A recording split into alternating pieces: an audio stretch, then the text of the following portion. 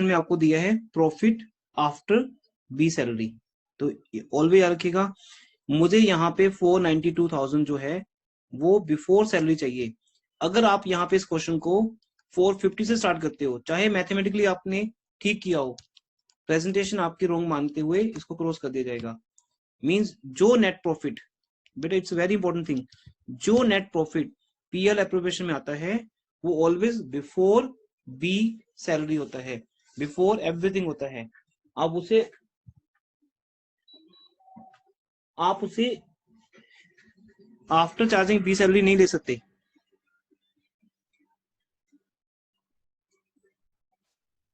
Got it? तो आपको यहाँ पे बी की सैलरी ऐड करनी होगी, फिर चाहे बी की सैलरी द्वारा माइनस कर दो, वो तो करनी है, इंटरेस्ट एंड कैपिटल माइनस कर दो। और फिर हम यहाँ बात कर रहे थे कि ये जो कमीशन है ये 10/110 है, बिकॉज यहाँ लिखा है net profit after charging B की सैलरी, वो माइनस कर दी, या आपने 450 उठा ली है तो ऑलरेडी आफ्टर चार्जिंग सैलरी है। फिर इंटरेस्ट एंड कैपिटल माइनस किया, फिर रिमेनिंग जो प्रॉफिट आया उसका 10%, 10/100 अगर सिंपल लिखा है। अगर लिखा है आफ्टर चार्जिंग सच कमीशन तो इट मीन हमें वो प्रॉफिट चाहिए जो कमीशन माइनस करने के बाद आता है, वो आपके सामने नहीं है, उस केस में आप 10/110 करोगे। और फिर रिमेनिंग प्रॉफिट आया वो पार्टनर से डिस्ट्रीब्यूट कर दिया। ठीक है, सिर्फ 5 मिनट का ये क्वेश्चन है डिस्कशन में, बट आपका कोई डाउट है तो फिर टाइम लगेगा। ओके एवरीवन, क्लियर है? Yes sir. ठीक है, Yes, sir. तो वो डाउट में रिकॉर्ड कर देता हूँ जो भी वो डिलीट हो गया, कि अगर कोई चीज आफ्टर चार्जिंग सैलरी दी है तो बेटा वो सैलरी माइनस करने के बाद है, आफ्टर का मीनिंग है माइनस करने के बाद। अब आपको दोबारा ऐड करके वापस उस पोजीशन पे आने, जो नॉर्मल पोजीशन होती है हमारी, net profit always before he होता है। पार्टनर कैपिटल अकाउंट कभी नीड ही नहीं पड़ी समझाने की,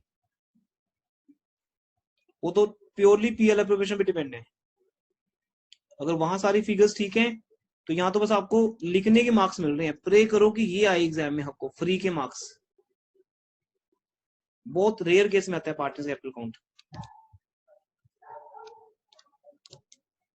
bye balance brought down by partner salary account, या उसका नाम लिख दो बाय बी सैलरी अकाउंट, वो सैलरी की जगह पे सैलरीज आता है, by B salaries account, by interest and capital account, by commission, या जिसका कमीशन है बीज कमीशन अकाउंट। ठीक है,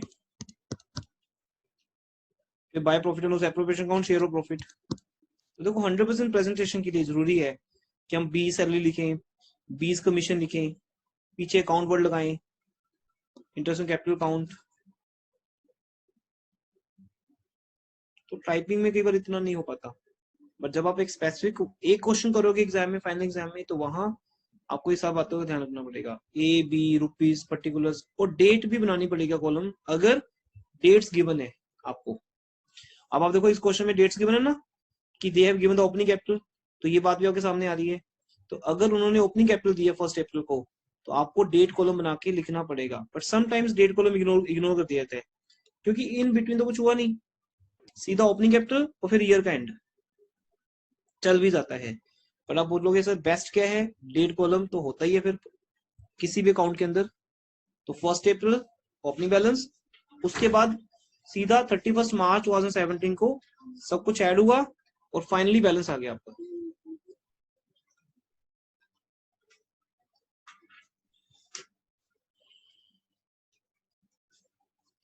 अच्छा, एक और पॉइंट है यहाँ पर। अच्छा, क्वेश्चन में ना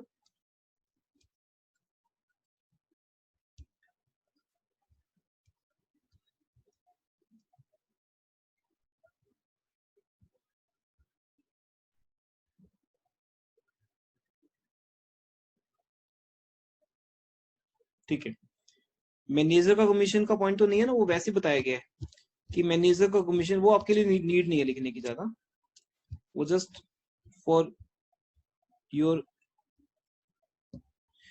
मेमोरेंडम पर्पस कि आप इस बात को याद रखो। वैसे तो आपको पता ही है, commission of manager is written in profit and loss account, whereas commission of party is written in profit and loss appropriation account, but वो ऐसे ही आपके लिए लिख दिया कि आपको याद है, वैसे इस क्वेश्चन के मुताबिक इसकी नीड नहीं है।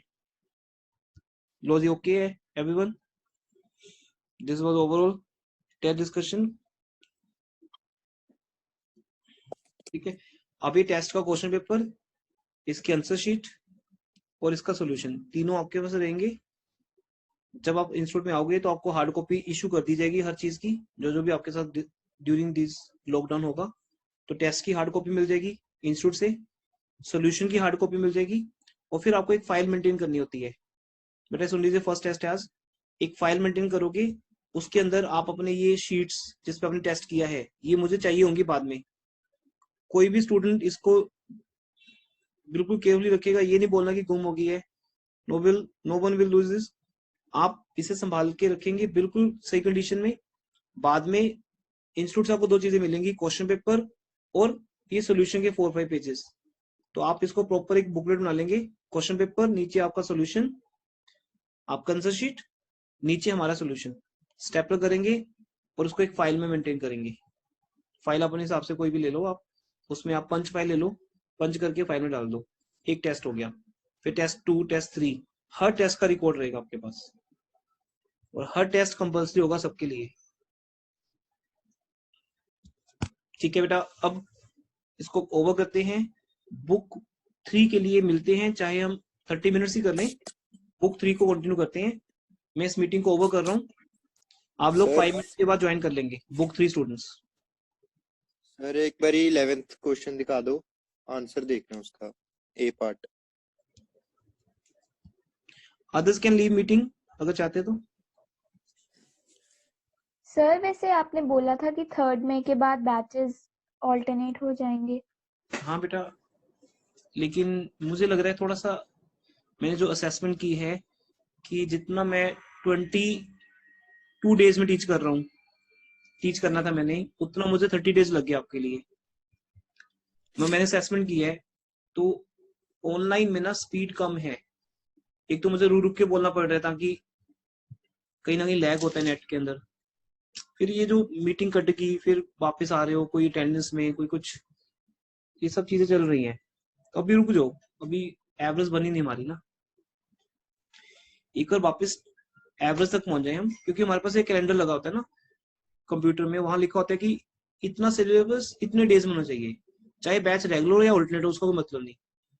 तो जितने आवर्स हमें लगाने थे उससे ज्यादा लग चुके हैं, और अभी चैप्टर चल रहा है। तो अभी हम उस पोजीशन में है नहीं, जैसे लॉकडाउन ओपन करने की पोजीशन में नहीं है, वैसे ही बैच को रेगुलर कर नहीं सकते।